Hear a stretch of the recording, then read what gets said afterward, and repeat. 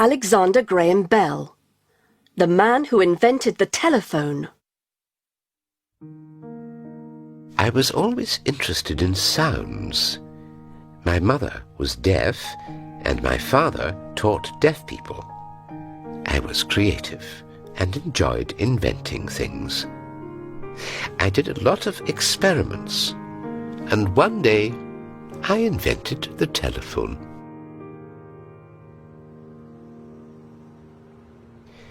I was born in Edinburgh, Scotland.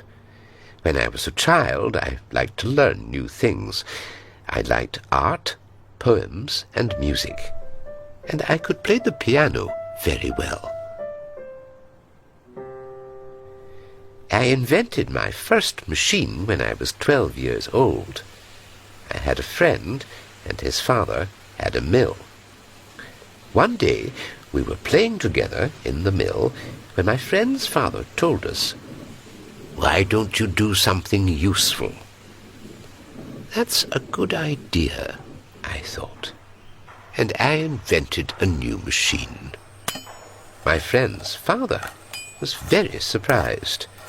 The machine could separate the outside parts of wheat grains from the inside parts. The machine could do the job quickly and easily.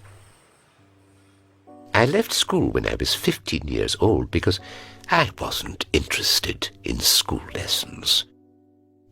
My father was worried about my decision because he thought education was very important.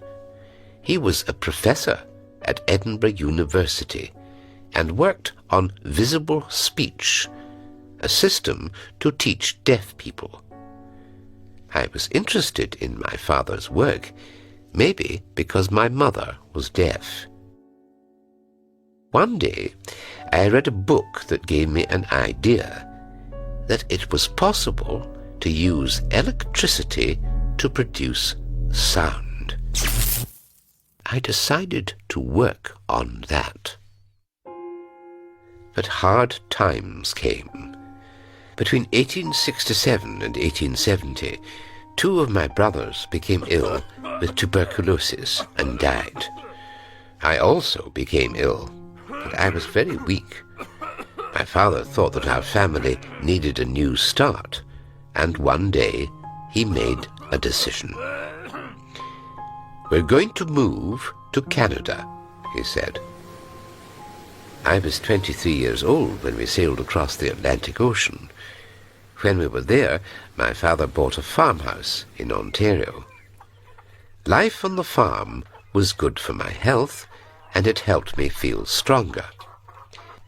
In Ontario, I met the Indians from the Six Nations Reserve, learnt their language, and used my father's system to help the deaf people in their community. They were so happy that they named me Honorary Chief. To celebrate, I put on their clothes and danced. It was great fun. In 1871, my father and I started teaching deaf people in Montreal. My father was such a good teacher that he received an invitation to work in Boston in the USA. We traveled there and opened a school to train teachers of the deaf. Suddenly, my life became very busy.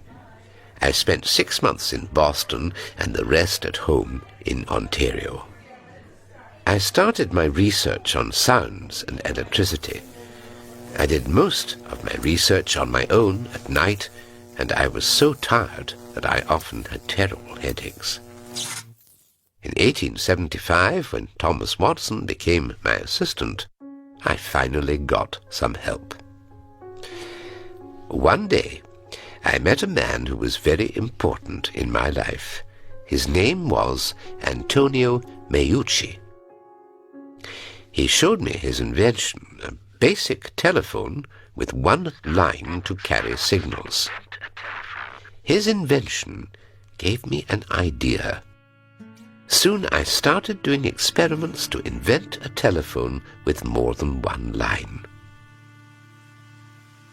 On the 2nd of June, 1875, my telephone worked for the first time.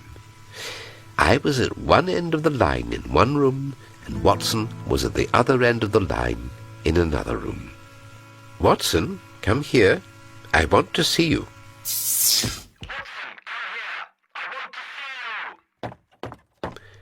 And Watson came to see me.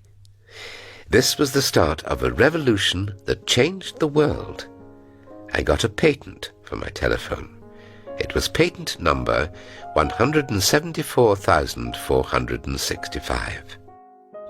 After that, I decided to work hard on my new invention. I didn't have much time to work as a teacher, so I only had 2 students, and one of them was Mabel Hubbard. Mabel was deaf, but she could read your lips and speak, and she later became my wife. Her father was a friend of mine. Mr. Hubbard was interested in my work and gave me money for my experiments. With his help, I invented a new telephone that could send messages more than 5 miles. I offered it to the company Western Union, but their president said it was a toy.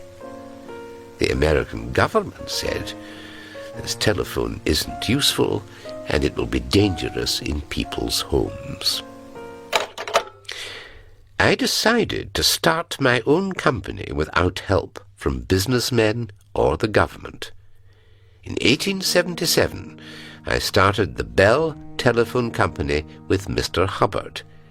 In 1881, I started the Volta Laboratory in Washington and invented many useful things. In 1885, I started a new company. I had a very busy life. I was a successful inventor and businessman.